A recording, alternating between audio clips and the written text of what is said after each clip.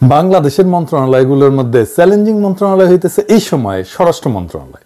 কেন যে হাঙ্গেরি উপদেষ্টা এই মন্ত্রণালয় নিচে জানি না, বেচারার জন্য আমার মায়ে লাগে। কেন চ্যালেঞ্জিং?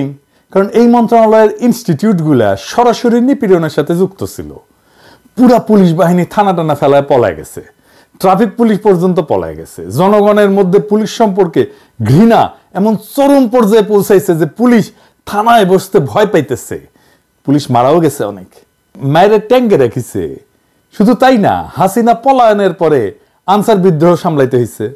আমি পুলিশ সংস্কার নিয়ে একটা এপিসোড করেছিলাম, এই যে এটা সাজেশন দিছিলাম ছাত্রদের মধ্যে থেকে কিভাবে পুলিশ নিয়োগ দেওয়া যায়। সরকার ট্রাফিক পুলিশ ওই আইনেই নিয়োগ দিছে, আমারটা দেখে দিছে কিনা জানি না, দিলে ভালো, না দিলে অসুবিধা নাই।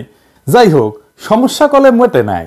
পুলিশের মরাল বাড়ানোর চেষ্টা না করলে, পুলিশের সাথে জনগণের দূরত্ব না কমলে দীর্ঘমেয়াদে বাংলাদেশে বড় ধরনের সংকট তৈরি করবে। আমাদের হইতে হবে সৃজনশীল এই সমস্যা মোকাবেলার জন্য। আমি এটা নিয়ে স্বরাষ্ট্র উপদেষ্টার সাথে সরাসরি কথা কইতে চাইছিলাম, তো উনাদের তো মেলা কাম আর কি চাও, উনারা মেসেজ পাঠাইছিলাম।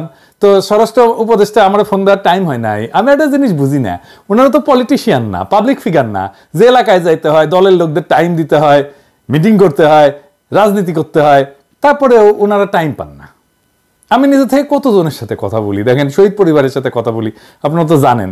এমনকি আমি একদম মাঠের কর্মীদের সাথে কথা বলি, আন্দোলনে মাঠের ছাত্রদের অনেকের সাথে কথা বলি। আমি টাইম পাই, ওনারা টাইম পান না। তবে একটা পলিসি হিসাবে আমি নিজে থেকে উপদেষ্টা